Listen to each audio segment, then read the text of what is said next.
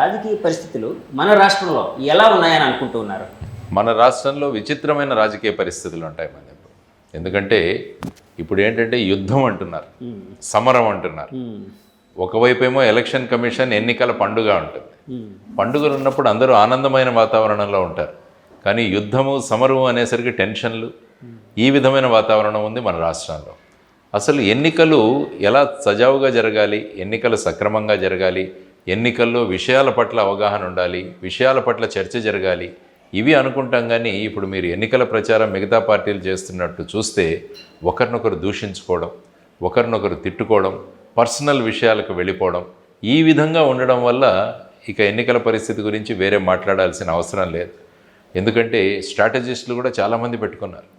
ఇంతకుముందు వద్దన్న స్ట్రాటజిస్టులు మళ్ళీ ఇప్పుడు స్ట్రాటజిస్టులుగా పెట్టుకొని వాళ్ళు ఏమో తెలియదు కానీ ఫైనల్గా బీహార్ నుంచి వచ్చిన స్ట్రాటజిస్ట్ను అందరూ ఉపయోగించుకుంటున్నారు. రాష్ట్రాన్ని బీహార్ దిశగా మారుస్తున్నారు. ప్రశాంత్ కిషోర్ గారిని పిలిపించడం ఆ మీటింగ్కి సంబంధించి అంటున్నారా మీరు? అంటే ఇన్ జనరల్ అంటాను నేను, ఇన్ని సంవత్సరాల రాజకీయ అనుభవం ఉన్న వాళ్ళకు కూడా స్ట్రాటజిస్టులు ఎందుకు అవసరం అండి? ప్రజల పల్స్ తెలియాలి, ప్రజల నాడి తెలుసుకోగలగాలి. ఇన్ని సంవత్సరాల అనుభవం, రెండు పార్టీలు అంటున్నాను, ఎన్ని పార్టీలు ఉన్నా అన్ని పార్టీలు ఇన్ని సంవత్సరాలుగా ఉన్న వాళ్ళకి విడిగా స్ట్రాటజిస్టులు ఎందుకు? స్ట్రాటజిస్టులు ఎప్పుడు కూడా విభజించి పాలించు అని బ్రిటిష్ వాడు ఏదైతే చెప్పాడో అదే చెప్తారు. వీళ్ళు కులాల్ని రెచ్చగొట్టండి, మతాల్ని రెచ్చగొట్టండి, వర్గ పోరుని తీసుకురండి, ప్రాంతీయ భావాలను రెచ్చగొట్టండి, ఇవి చెప్తాడు స్ట్రాటజిస్ట్. దానివల్ల ఏముందంటే ప్రజలు విడిపోతున్నారు, ఒకరినొకరు ఏ విధంగా అంటే శత్రువుల్లాగా చూసుకుంటున్నారు. ఆ వాతావరణం ఎప్పుడూ ఉండకూడదు. వాతావరణం ఎప్పుడు కూడా ఇష్యూస్ గురించి మాట్లాడుకోగలిగితే, విషయాల గురించి మాట్లాడుకోగలిగితే ఒక కన్స్ట్రక్టివ్ పొలిటికల్ సిస్టమ్ అన్నది డెవలప్ అవుతుంది. కానీ ఇప్పుడు అంతా కూడా డిస్ట్రక్టివ్ పొలిటికల్ సిస్టమ్, అదేదో విధ్వంసం అంటాం కదా, ఆ దిశగా వెళుతుంది. కాబట్టి ప్రస్తుత రాజకీయాలు చూస్తుంటే నాకు చాలా ఆందోళన కలుగుతుంది. అంటే ఇలాగే ఉంటే రాష్ట్రం ఏమవుతుంది? దేశం కూడా పెద్ద వేరుగా ఏం లేదు. దేశ పరిస్థితులు అలాగే ఉన్నాయి, రాష్ట్ర పరిస్థితులు ఇంకా అధ్వానంగా ఉన్నాయి. ఎందుకంటే మన రాష్ట్రంలో ఇతర ఫ్యాక్టర్స్ ప్రభావం చాలా ఎక్కువ ఉంటుంది. కుల ప్రభావం కానీ, ఇక్కడ డబ్బు ప్రభావం కానీ, ఇది చాలా ఎక్కువగా ఉన్న రాష్ట్రం మన ఆంధ్రప్రదేశ్. సో ఇటువంటి పరిస్థితుల్లో మీరన్నట్టు రాష్ట్ర రాజకీయ పరిస్థితులు ఏవైనా ఉన్నాయో ఆందోళనకరంగా ఉన్నాయి. ఈ ఆందోళన తగ్గిస్తూ ఒక కొత్త విధానంగా ఆలోచించడానికే జయభారత్ నేషనల్ పార్టీ వచ్చింది. ఒక ప్రత్యామ్నాయ పార్టీగా మేము తీసుకొస్తున్నాం. మేము ఎక్కడా కూడా విషయాల గురించి చర్చిస్తాం, విషయాల గురించి మాట్లాడతాం, మేమేం చేయబోతున్నామో అని వారికి చెబుతాం. మా మేనిఫెస్టో ద్వారా వారికి మా విజన్ ఎలా ఉంది, మా రేపు ఉండే దార్శనికత ఎలా ఉంది, ఇవి చూపించడానికి ప్రయత్నం చేస్తాం. కానీ అందుకనే నేను అంటున్నాను, అందరూ కలిసి ఒక ప్లాట్ఫామ్ మీదకి వద్దామని అడుగుతాను నేను ఎప్పుడు కూడా. అంటే ఎలాంటి ప్లాట్ఫామ్? ఒక పెద్ద మీటింగ్ పెట్టండి. ఓకే, ఇప్పుడు వీరు సిద్ధమని, వీరు కదలి రండి అని, యువగళం అని ఇలా పెడుతున్నారు కదా, అవేం వద్దు. అందరం ఒకే ప్లాట్ఫామ్ మీదకి వద్దాం, అందరినీ పిలుద్దాం. కాబట్టి ఒక్కొక్క విషయం మీద మాట్లాడదాం. అమెరికన్ ప్రెసిడెన్షియల్ సిస్టంలో ఆ విధంగా ఉండాలి. అమెరికన్ సిస్టంలో ఇద్దరు వచ్చి మాట్లాడతారు, ఇక్కడ నలుగురు ఉంటే నలుగురు మాట్లాడదాం, 10 మంది ఉంటే 10 మంది మాట్లాడదాం, విషయాలు తీసుకుందాం. ఫర్ ఎగ్జాంపుల్ ప్రత్యేక హోదా, ఎస్ తెలుగుదేశం మీరు చెప్పండి, వైఎస్ఆర్సీపీ మీరు చెప్పండి, జనసేన మీరు చెప్పండి, బీజేపీ మీరు చెప్పండి, జయభారత్ చెప్పండి, కమ్యూనిస్ట్ చెప్పండి, ఒక్కొక్కరు మాట్లాడదాం విషయం గురించి. అప్పుడు తేటతెల్లమైపోతుంది ప్రజలకు ఎవరు ఏం చేశారు అన్నది. కానీ అది చెప్పడానికి సిద్ధంగా లేరు. మీటింగులకు అయితే సిద్ధం అంటున్నారు కానీ దీనికి సిద్ధంగా లేరు. మేము అదే అడుగుతున్నాం, రాష్ట్రం యొక్క ఆర్థిక పరిస్థితి ఏంటి అన్నది ప్రభుత్వం మాకు తెలియజేయాలని మేము అడుగుతున్నాం. ఇప్పుడు క్యాండిడేట్ల యొక్క ఆర్థిక పరిస్థితి ఏంటని ఒక అఫిడవిట్ సబ్మిట్ చేయాలి క్యాండిడేట్లందరూ కూడా. వాళ్ళకున్న ఆస్తులు, తర్వాత వాళ్ళ మీద ఉన్న కేసులు, ఈ వివరాలన్నింటిలో ఒక అఫిడవిట్ ఇవ్వాల్సి వస్తుంది. కానీ సార్ ఇక్కడ నాదొక క్వశ్చన్, క్యాండిడేట్లు ఇది కంపల్సరీ యాక్చువల్గా నామినేషన్ వేసే క్రమంలోనే వాళ్ళ అఫిడవిట్లో మొత్తం అన్ని పొందుపరచాలి. కానీ అందరూ నిజాలు చెప్తున్నారు అనుకోవచ్చు సార్. అంటే ఆ తర్వాత ఎంక్వైరీ జరుగుతుంది. ఇప్పుడు మీరు ఎక్కడైనా చూడండి, ఫాల్స్ అఫిడవిట్ వేస్తే ఆ తర్వాత శాసనసభ్యత్వం కానీ, పార్లమెంటు సభ్యత్వం కానీ రద్దయిన సంఘటనలు చాలా ఉన్నాయి. మనం చూస్తే మహబూబ్ నగర్లో డీకే అరుణ గారు, ఇంకొక వ్యక్తి, ఆ తర్వాత ఇంతకుముందు ఎమ్మెల్యే అయిన వ్యక్తి అభ్యర్థిత్వాన్ని కొట్టివేసి హైకోర్టు డీకే అరుణ గారిని ఎమ్మెల్యేగా చేయడం జరిగింది. కాబట్టి అఫిడవిట్ ఫైల్ చేయడం అన్నది చాలా ఇంపార్టెంట్ విషయం. అందులో విషయాలు కూడా, అఫిడవిట్ అన్నదే మనం ఆన్ స్వేరింగ్ చేస్తాం, ఎందుకంటే నోటరీ ముందు మనం ప్రమాణం చేసి ఇస్తాం. అది తప్పుగా ఇస్తే దాని మీద చర్యలు ఉంటాయి, దెర్ ఈజ్ నో డౌట్. కానీ మేమేం అడుగుతున్నామంటే రాష్ట్ర ప్రభుత్వం యొక్క ఆర్థిక పరిస్థితి ఏంటి, ఆర్థిక ఆరోగ్యం ఏంటి, ఫైనాన్షియల్ హెల్త్ ఏంటి అని అడుగుతున్నాం. ఎందుకంటే ఒక ఓటర్గా నేను వేసేటప్పుడు ఈ ప్రభుత్వాలు ఆర్థిక వ్యవస్థను ఏం చేసాయని తెలుసుకునే హక్కు నాకు ఉండాలి. దాన్ని బట్టి నేను అభిప్రాయం వ్యక్తం చేస్తాను. అలా కాకుండా బడ్జెట్లో 4,20,000 4,30,000 కోట్లు మాత్రమే అప్పు చేసామంటే, మరి ఒక చోట కార్పొరేషన్లకు చేసిన అప్పులు అవన్నీ తీసుకుంటే సుమారు 12 నుంచి 13 లక్షల కోట్లని అంటున్నారు. మరి ఈ రెండిట్లో ఏది నమ్మాలి ఓటర్? అందువల్ల ఎలక్షన్ కమిషన్కి జయభారత్ నేషనల్ పార్టీ ఒక లెటర్ రాశాం. ఆ లెటర్లో మీరు ఆదేశించండి రాష్ట్ర ప్రభుత్వానికి, మీరు తీసుకున్న బడ్జెట్లో చూపించిన అప్పులు, ఆ తర్వాత కార్పొరేషన్ల గ్యారంటీస్ మీద మీరు రేజ్ చేసిన అప్పులు, ఈ రెండింటి మొత్తం చిట్టా పెట్టండి. అప్పుడు ప్రజలు దేని మీద వేయాలి ఓట్లు? ఇటువంటి విషయాల మీద ఓట్లు వేస్తారు. సో ఆ విధంగా ఈ ఎలక్షన్ విధానాలు మార్చాలని చెప్పేసి మేము కోరుకుంటూ ఆ విధమైన విషయాలను ప్రజలకు చెప్పడానికి వచ్చింది జయభారత్ నేషనల్ పార్టీ. సార్, యాక్చువల్గా ఇప్పుడు ఇష్యూ బేస్డ్గా ఉండాలి అంటే ఏదైనా రాజకీయ యుద్ధం కావచ్చు, అలాగే ప్రజల ఆలోచన ధోరణి, ఓటు ఎవరికి వేయాలి అనేది ఇష్యూ బేస్డ్గా ఉంటే బాగుంటుంది అని అన్నారు కదండి. ప్రజల్లో చైతన్యం ఉందని అనుకుంటున్నారా సార్? ఉంది, చైతన్యం ఎప్పుడూ ఉంటుంది ప్రజల్లో. కానీ మన పొలిటికల్ పార్టీలు ఈ ప్రజలను ఏ విధంగా డ్రైవ్ చేస్తున్నారన్న దాని మీద ఆధారపడి ఉంటాయి. దాంతో ఏమైపోయిందంటే ప్రజలు పార్టీలను చూసి ఓట్లు వేస్తున్నారు. మేము కోరుకుంటున్నది ఏంటంటే అభ్యర్థులను చూసి ఓటు వేయండి. ఎటువంటి అభ్యర్థులు నిలబెడుతున్నారు మీ దగ్గర? వాళ్ళ క్రిమినల్ రికార్డు ఉందా? వాళ్ళు ఏం చేశారు ఇప్పటి వరకు? వాళ్ళని ఎన్నుకుంటే మన జీవితాలు ఏ విధంగా బాగుపడతాయన్న ఆలోచనలతో గనక వేస్తే అప్పుడు మంచి వ్యక్తులు, ప్రజల అభ్యుదయం కోరే వ్యక్తులు శాసనసభలకు, పార్లమెంట్లకు వెళతారు. ఇప్పుడు చూడండి, పార్టీలు ఎవరినంటే వాళ్ళని పెట్టేస్తున్నారు. ఎందుకంటే ప్రజలు పార్టీలకు ఓట్లు వేస్తున్నారు కానీ వ్యక్తులకు ఓట్లేవారు. వారెవరో అంటారు, మా బాస్ చెప్తే కుక్కను నిలబెట్టినా కూడా గెలుస్తుందట. అంటే ఓటర్లను ఈ విధంగా కించపరిచే ధోరణిలో కూడా మాట్లాడుతున్నారు. అంటే ఓటర్లను ఏమనుకుంటున్నారంటే మా పార్టీకి వేస్తారు. దీన్ని మార్చడానికే జయభారత్ నేషనల్ పార్టీ వచ్చింది. పార్టీ అనేది ఒక రాజరికం లాగా తయారైందని అనుకోవచ్చు. అంటే ఇప్పుడు అంటే ఇప్పుడు మన ఆంధ్ర రాష్ట్రంలో ఉండే పార్టీ, ఆంధ్ర రాష్ట్రంలో మొత్తం భారతదేశంలోనే రాజరిక వ్యవస్థ అయిపోయింది. One man show. అంతే కదా, డెఫినెట్గా దెర్ ఇస్ నో డౌట్. వ్యక్తి పూజ అన్నది ప్రతి పార్టీలోనూ మొదలైంది.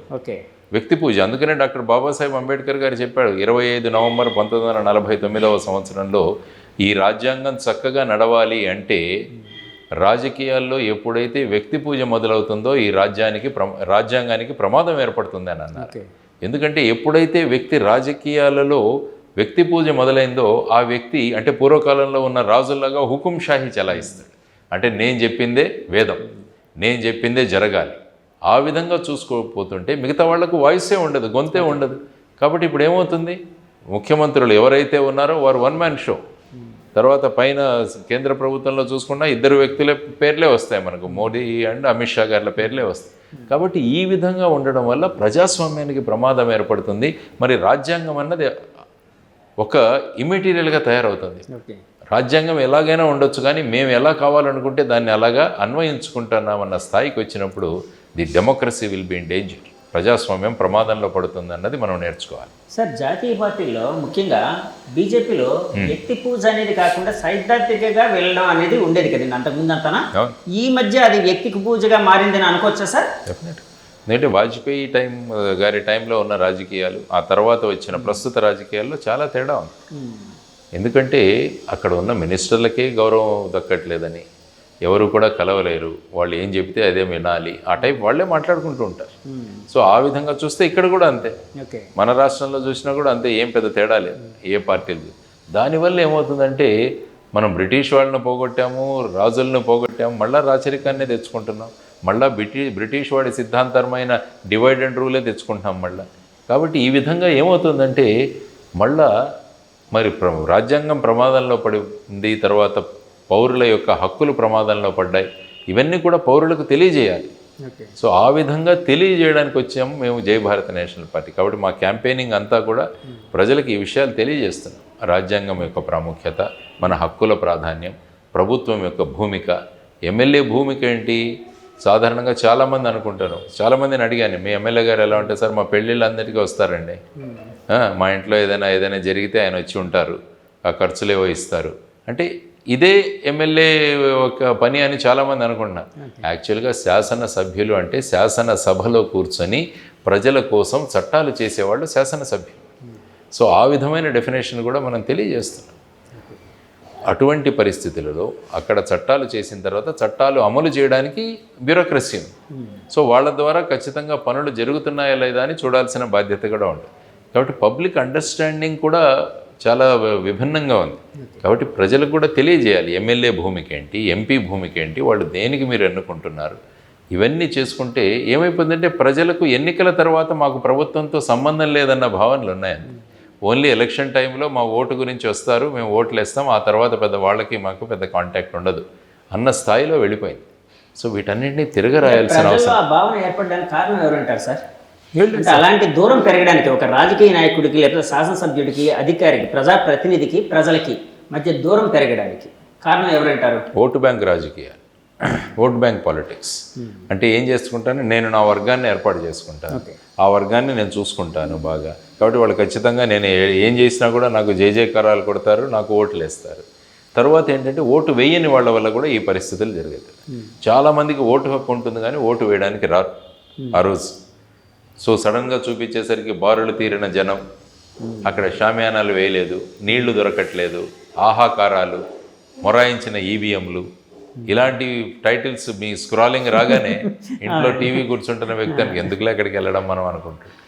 అందుకనే మేము కోరుతున్నట్టు ఏంటంటే పోలింగ్ బూత్స్ని పెంచండి. ఇప్పుడు 1000 మందికి ఒక పోలింగ్ బూత్, 500కి పెట్టండి ఒక పోలింగ్ బూత్. ఏమవుతుంది మీకు? ఎలక్షన్ 3 రోజులు పెట్టండి. కన్వీనియన్స్ బట్టి నేను వెళ్తాను ఓటు వేసుకోవడానికి. ఆ తర్వాత ఓటింగ్ కంపల్సరీ చేయండి. ఈ 3 కనుక చేయగలిగితే ఏమవుతుందంటే ఓటింగ్ పర్సంటేజ్ పెరుగుతుంది. ఎప్పుడైతే ఓటింగ్ పర్సంటేజ్ పెరుగుతుందో ఓటు బ్యాంక్ రాజకీయాలు క్లోజ్ అవుతాయి. ఎందుకంటే 90-95% కనుక ఓటు వేయగలిగితే ఈ ఓటు బ్యాంక్ రాజకీయాలు, ఈ డబ్బు రాజకీయాలు, ఈ మద్యం రాజకీయాలు ఇవన్నీ కూడా పోతాయి. అందువల్ల నేను ఎప్పుడూ అంటుంటాను, ప్రస్తుతం ఎన్నికైతున్న వ్యక్తులు ఓటు వేసిన వాళ్ళ వల్ల ఎన్నికవ్వట్లేదు, ఓటు వేయని వాళ్ళ వల్ల ఎన్నికవుతున్నారంట. కాబట్టి ఓటింగ్ పర్సంటేజ్ పెంచాలనేది even election commission of India కూడా అదే పని చేస్తుంది. ఇప్పటికీ మన రాష్ట్రంలో 15 ఏప్రిల్ వరకు ఓటర్ రిజిస్ట్రేషన్ కానీ మార్పులు కానీ చేసుకోవడానికి అవకాశం కల్పిస్తుంది. చూడండి, మే 13 ఎలక్షన్లు, కానీ ఏప్రిల్ 15 వరకు కూడా మనకు అవకాశం ఇచ్చి ఆ తర్వాత ఎలక్టోరల్ రోల్స్ తయారు చేసి వాళ్ళు ఎన్నికలకు సిద్ధంగా ఉన్నారు. సో ఇవన్నీ గమనించాల్సిన విషయం ఏంటంటే మన బాధ్యతగా తీసుకోవాలి. మొన్న రైతు బజార్కి వెళ్ళాను, అక్కడ చాలామంది కొనుక్కుంటున్నారు. వాళ్ళు ఎంత చక్కగా ఏరుకుంటున్నారంటే టమాటోల దగ్గర నేను కూడా మా ఇంటికి తీసుకురావడానికి వెళ్ళాను. ఒక్కొక్క టమాటో చూసి దాని బాగుందా లేదా అని వాళ్ళ బుట్టల్లో వేసుకుంటున్నారు. నేను అక్కడికి వెళ్ళి చెప్పానమ్మా, ఒకరోజు మీరు వంట చేసుకోవడానికి ఇంత శ్రద్ధ తీసుకుంటున్నారు, 5 సంవత్సరాలు మీకు ఎమ్మెల్యేగా ఉండాల్సిన వ్యక్తి గురించి మనం ఎంత శ్రద్ధ తీసుకోవాలో ఆలోచించండి అని వాళ్ళకి చెప్పాను. కాబట్టి ఈ విధంగా ఓటర్స్ యొక్క కాన్షియస్ను కూడా రేస్ చేస్తున్నాము.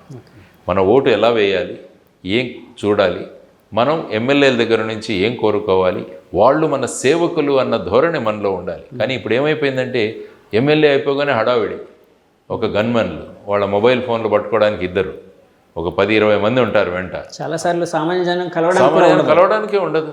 యాక్చువల్గా ఎమ్మెల్యే అన్నవాడు సేవకుడు, ప్రజాసేవకుడు. ముఖ్యమంత్రి అన్నవాడు ప్రథమ ప్రజాసేవకుడు. ప్రధానమంత్రి అన్నవాడు దేశానికి ప్రథమ ప్రజాసేవకుడు. ప్రజలు పాలకులు, వాళ్ళు సేవకులు. కానీ ఇది రివర్స్ అయిపోయింది. ప్రజలు సేవకులు, వీళ్ళు పాలకులు అన్న ధోరణిలో వెళ్ళినప్పుడు ఏముందంటే ప్రజాస్వామ్యం ప్రమాదంలో పడుతుంది. కాబట్టి ప్రజాస్వామ్యాన్ని మళ్ళా తిరిగి రాయాల్సిన బాధ్యత మన అందరి మీద ఉంది. ఆ బాధ్యతను గుర్తు చేస్తూ అటువంటి అవగాహన ఉన్న వాళ్ళని జై భారత్ నేషనల్ పార్టీ ఎమ్మెల్యేలుగా ముందుకు తీసుకొస్తున్నాం, ఎంపీలుగా ముందుకు తీసుకొస్తున్నాం. ఇప్పుడు ఆపరేషన్ లేకుండానే మోకాళ్లకు ప్లాస్మా ట్రీట్మెంట్, మీ ఆర్థోపెడిక్ సమస్యలన్నిటికీ రోబోటిక్ టెక్నాలజీ ద్వారా తక్కువ ఖర్చుతో శాశ్వత పరిష్కారం, ఫ్రీ కన్సల్టేషన్, ప్రతి ట్రీట్మెంట్ పై 20% డిస్కౌంట్. ఈ ఆఫర్ కొద్ది రోజులు మాత్రమే, త్వరపడండి. V9 hospitals 9281465842.